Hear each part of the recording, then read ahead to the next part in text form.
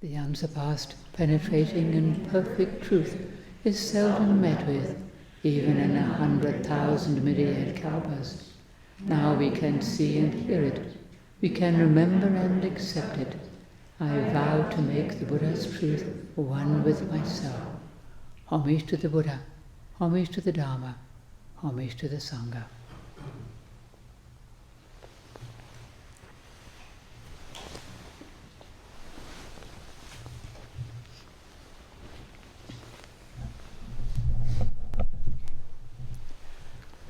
So today we commemorate Veterans Day, which is also called Remembrance Day. I was thinking actually, we're a bit late, this is on the 11th, but the Brits did it on today, so we can do it today. The Queen did it today, we can do it today. So we did it.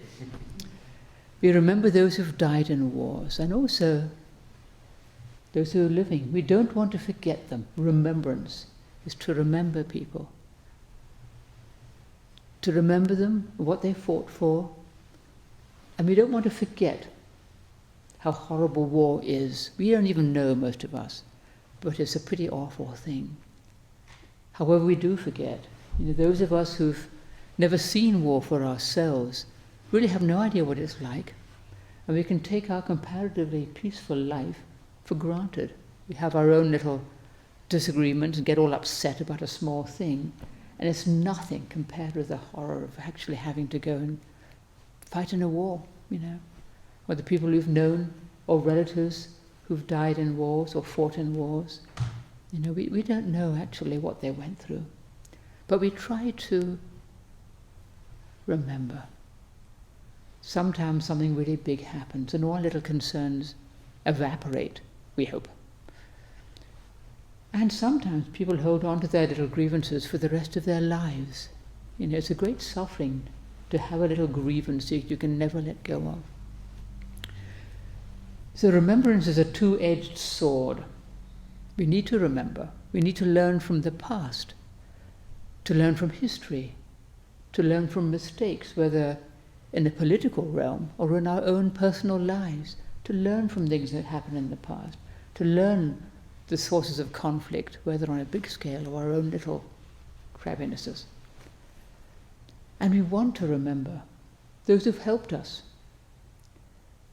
We want to show our gratitude to them, our teachers, our parents, those who helped us on our way. Not to forget their kindness, all those people who've helped us on our way, whether they intended to or not. We can be grateful. Somebody who said a really crabby word to us years ago that showed us something about ourselves. Oh, thank you. Years later, maybe we can say, thank you, rather than, oh, why did they say that? It's helpful. Sometimes the best lessons are those that come in hard cases.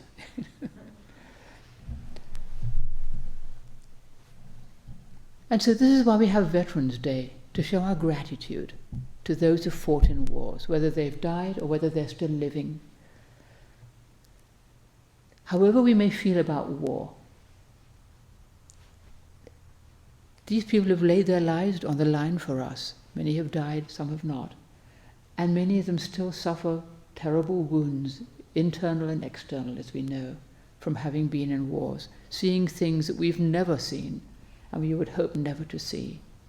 They've gone through that. And so we offer merit, we offer gratitude to them. So remembrance is a bitter thing for many people. But they're not separate from us. We all have our wounds and, sorrows and regrets and things we've done we wish we hadn't, or things that have happened to us we wish hadn't, things we've seen we'd rather not seen. But people who've been in war, it's on a different scale. Letting go of the past. Remembrance, as I said, is a two-edged sword. To remember, to learn, and also to let go. We don't want to be carrying grievances around for the rest of our lives. It's a huge burden, and it's not necessary. It's a suffering. We need to learn to forgive those who may have harmed us, whether in a personal way or a more general way. There's sometimes, like in war, nobody's out to kill me, but still we can get killed. if we're in the battle zone. Reverend Master Jiu, she was there in World War II, and bombs were dropping in her hometown. She said, why are these people out to kill me? Well, of course they weren't out to kill her personally, but they almost did. She very nearly died. Some complete stranger grabbed her when a plane was coming over, strafing the pier, I think it was, and protected her. So we are grateful to that person. Forgiveness. To forgive those who've harmed us, forgive those who've harmed other people, forgive those who have harmed people we love, And the more we can forgive, the less we tend to suffer. We all heard stories of people in prison or in camps who were able to forgive those who harmed them, and their worst dread was of not having compassion for those people. And these people who were able to do that suffered a whole lot less than people who remained bitter for the rest of their lives. It's amazing how people can do that, to actually have that heart of forgiveness in the most dire conditions, and yet people manage to do it.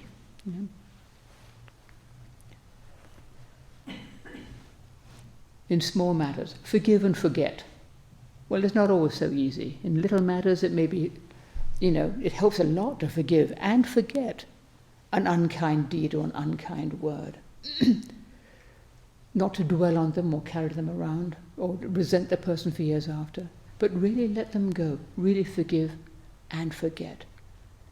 But in larger things, it can be really hard to do that. Just, forgive and forget. Not so easy, So what do we do when we feel we can't forgive somebody?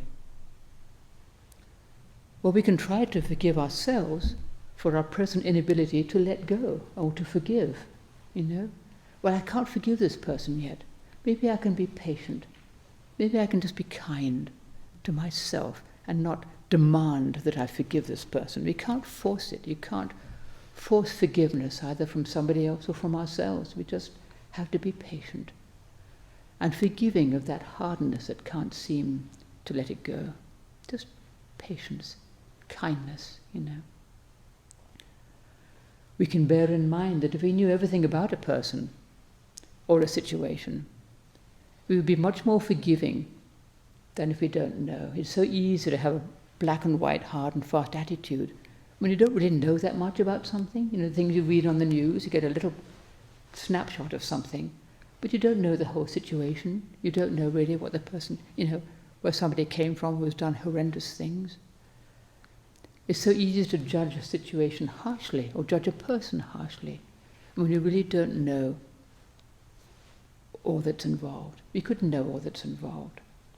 But maybe we can just remember, I don't know everything about this. This is a horrible thing the person has done, but I don't have to hate them. Forgiving ourselves. This can be the hardest thing, forgiving other people, maybe, but forgiving myself, can be really hard. As I said, we need to remember to see our past mistakes, to see where we've gone wrong, to see where we can do better. And then we need to be able to let them go, not to continually dwell on our past errors, to learn from things, but not get stuck in remorse and shame, regret. We can't change the past, but we can change ourselves. We can learn and we can change. And that's the great blessing of learning from the past. We can learn to do something differently. Sometimes we might have been in an impossible situation where we couldn't help everybody. Sometimes people are forced into horrendous situations. People in battle do terrible things. Sometimes they have to, or they feel they have to. Sometimes they get swept into something that later on they think, why did we do that? There's one person I know, I used to know, she's died now, who was in Vietnam during the Vietnam War, and she was in charge of finding homes for orphaned children in orphanages, I think, trying to find homes in the West for them. And she knew with some of the kids there was no way it could work, and she had to say, I'm sorry, this can't work for this person. But then other kids she was able to save, but she never forgot it, and it haunted her for the rest of her life. She kept talking about it. I think she was able to finally forgive herself because she did the best she could. She was trying to help beings, and she knew with some of those children there was nothing she could do to save them. And this is often the case. There's nothing we can do to help some beings, whether we're directly connected with them or not. There's only so much we can do. As we see all the suffering in our world, we can't save the world. Each of us would like to, if I could just fix everything. But we can't. We can only do our best to offer merit, to offer where we can, offer money, offer help, whatever we can do that seems good and appropriate to help beings. But we can't drown in the sorrow of the world. We just do our best. And sometimes we just can't help. Yeah. Forgiving ourselves, to see our present shortcomings, not just the things we've done in the past or not done in the past, but our present faults, shortcomings. And forgive ourselves for those too, see them, to see them, and to forgive ourselves for them. To let go of our tendencies to self-judgment, which is, I think most of us could have a PhD in self-judgment. And so often all we can see is our own mistakes, our own faults, with this harsh judgment, which just leads us to despair actually, or feeling, well, I can't do anything. Look at me now, I haven't, I've lived this whole life, I've been trying to be a good person, I'm still a mess. And when we find ourselves judging ourselves harshly, if we can look at the more positive aspects also, it helps us to be kinder to ourselves and to other people. If we're kind to ourselves, we can be kind to others. If we're really harsh in judging ourselves, we tend to be harshly judging other people too. It tends to be the same. So if I'm really critical of myself, I tend to be critical of other beings. And it's much better if we can be kind. See with kindness, not just judgment. When we're practicing Buddhism, when we start, or even after many years, we can be very critical of our practice. My dreadful training, my meditation is terrible, my mindfulness is dreadful, I'm not very good at keeping the precepts, after all these years I should be doing better. It's just another judgment, and it's not helpful. Sometimes we do need to look back and see, yes, I still have those mistakes. And sometimes we look back and see, I've changed, we have changed. Not just look at the shortcomings, but look to see, actually, it's better. It's better.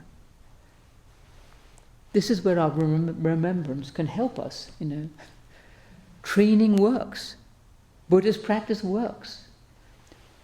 We're almost certainly more patient, more kind, more forgiving than we were before we began to practice. We're trying to do better. We're trying to keep to the precepts. We're trying to meditate as best we can, be mindful, even if we don't seem to do it perfectly, and we probably don't. The fact that we are judging our efforts actually indicates that we want to do better. It's an indication that I aspire to do better than this. I wish to do better than this. But we don't want to get stuck in that judgment because it's actually not helpful. When we find we're castigating ourselves for our shortcomings, oh, look what I did. Oh, that's so awful. Oh, I'm still doing it. Oh. Well, if you can see what we're doing, oh yes, okay. And then see this self-castigation, not just as a mistake, but look at this self-blaming. And then think, oh, and deliberately turn and look at something good about ourselves, We have a pure aspiration for the good. All of us do have an aspiration for the good, no matter who we are. And if you turn and look at that, our own good, true heart, it helps us to let go of that judgment and all that comes with it. To trust the Buddha nature. All of us have Buddha nature, all of us are part of Buddha nature. We can't help it, we're stuck with it. Whether we feel we know it or not, we are part of that great kind, compassionate something. It's a whole lot bigger than us. We're all part of that pure goodness. Whether we feel we know it or whether we don't, we can trust that. To remember, if we can remember this and trust it, trust our own true heart, even when we can't seem to feel it, but trust that it's there. There is that wish for the good, you know. And this helps us to let go of all that criticism and judgment and so forth, both of ourselves and of others, because of course everybody is part of Buddha nature. Everybody has that goodness within. Everybody has that, whether they act on it or not, no matter what it looks like. It's not for us to judge other people. We don't know what they're dealing with. How would we be if we were in their situation? We just don't know how we'd be, you know. But there's something a whole lot bigger than our little judgments of ourselves, of other people. And if we can look beyond our little faults and shortcomings and see that bigger picture, Buddha nature encompasses everything and everybody, all of us, warts and all our messes, all our mistakes, all our good aspirations, all our selfishnesses, our meannesses, the horrible things we might have done, the things we wish we hadn't. All of that is part of the great matter, the great compassion. And the past doesn't exist. The things of the past don't exist anymore. All we have is this moment right now. All of that past stuff. We can learn from it, we can see it, learn from it, and as best we can, let it go, because it is no longer here. All we have is what we have right now. We may have our scars, our wounds, our memories, our mistakes and all that, but they're what we have in the present. This is what we have right now. And if we can really work on accepting them, our mistakes, our shortcomings, the things we wish we did not have, you know. I know one lady who, many years after the Second World War, said, I still hate the enemy. I can't help it, you know. A kind and wise person who could not help that hatred. But if she could forgive herself for that and think, well, this is the hatred I have right now because of what's happened in the past. But can I accept right now what I have right now? Do my best with it, not judge it harshly, but just try to let it go when it arises, and not hate myself for hating somebody else, but just say, there it is again. Okay. Just keep accepting it and keep letting it go, because accepting and letting go together. You can't let go of something till you've accepted it. And when you accept it, then you can let go of the clinging to it, wishing it wasn't there, wishing it was different, you know. But to actually, deeply, wholeheartedly accept what we have right now, our life, our scars, our history, all our stuff. This is what we have right now. But we don't have to dwell in the past. We don't have to fear the future. All we have is this very moment right now, for better or worse, and we can learn from everything. We can learn from those scars and mistakes and things of the past. But to let go with kindness and with wisdom, and not carry them around as a kind of blame for ourselves. And we might need to do this over and over and over again. Things keep coming up. There it is again. Okay, thank you. Let it go. Don't dwell on it. Don't push it away, but just not to keep going there and feeding it and going over and over it. We can't change the past, but we can help ourselves in this very moment, right now, to accept ourselves, and other beings with kindness and with wisdom. And this is what we do in this very moment, with kindness and wisdom, to accept everything that comes our way, whether internal or external, to trust our pure aspiration, to trust that which sustains all of us, to trust that innate goodness that we and everybody else has, to trust in that over and over and over again. This is what it means to take refuge in the Buddha, Dharma and Sangha. It's all right there. That's our talk for the day. Thank you.